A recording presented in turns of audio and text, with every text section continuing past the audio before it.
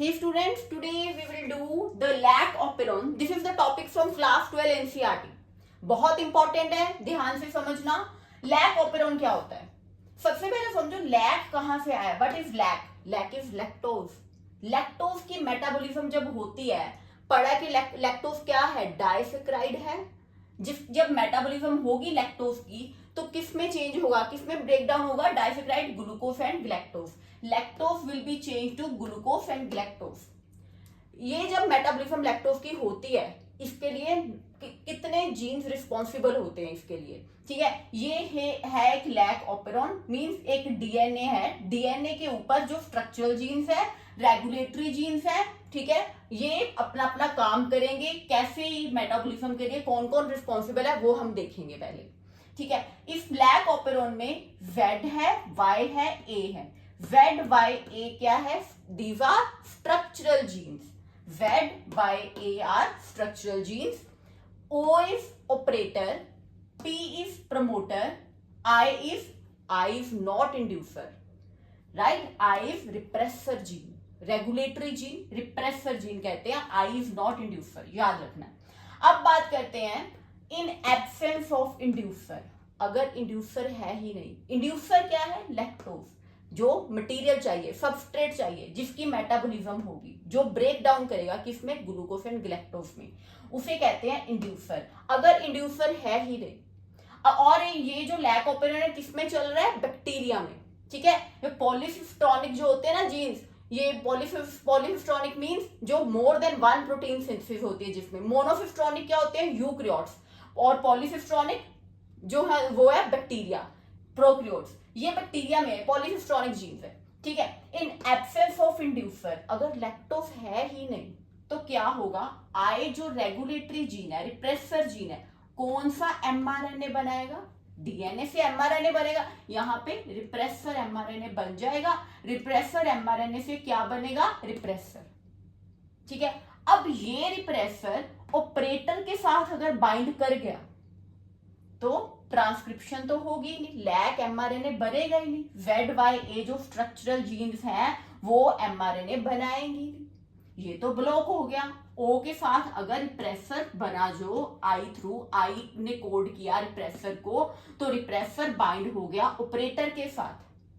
तो Z Y ए जो structural genes हैं, ठीक है, वो ट्रांसक्रिप्शन नहीं करेंगी, वो लैक एमआरएनए नहीं बनेगा. ये केस है in absence of inducer, lactose अगर है ही नहीं.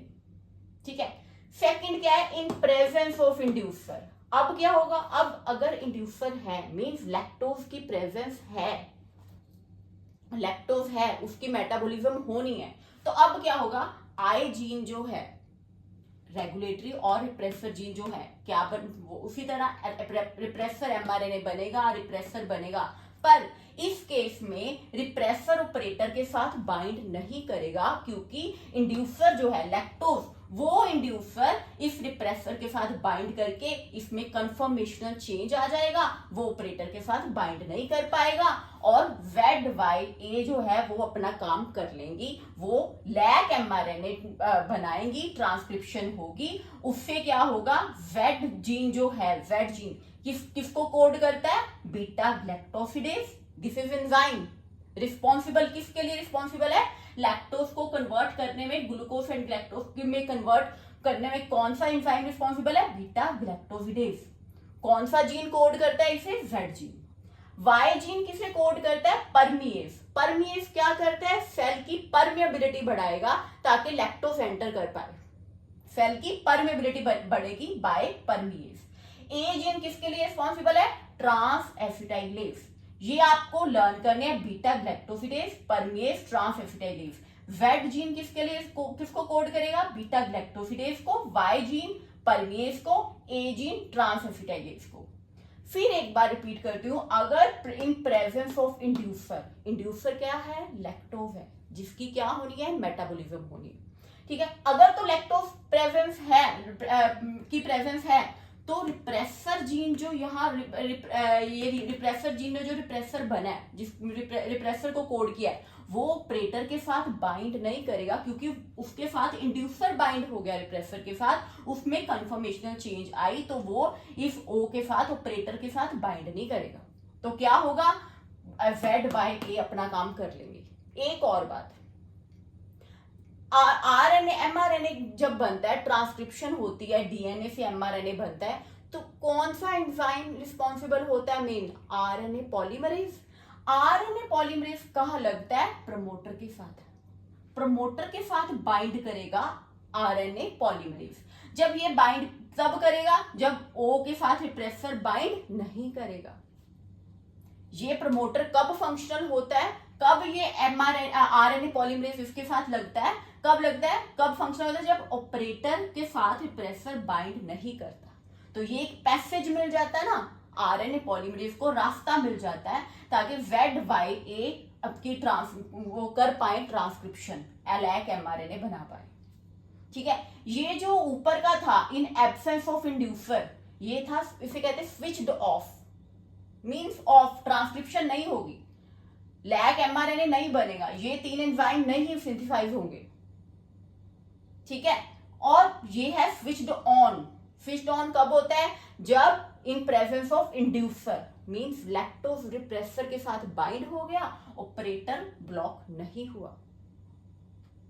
तो इस केस में ये जो प्रमोटर साइट है वो फंक्शनल होगी, ताकि आरएनए पॉलीमरेज प्रमोटर के साथ लग जाए और एक पैसेज मिल जाए, ZYA जो है वो स्ट्रक्चरल जीन जो है वो ट्रांसक्रिप्शन करके लैक एमआरएनए बनाए, तो फिर उसके बाद ये बीटा ग्लैक्टोसिडेज, ये एंजाइम सिंथेसाइज होंगे, परमेज एंड ट्रांसएसिटाइलेज।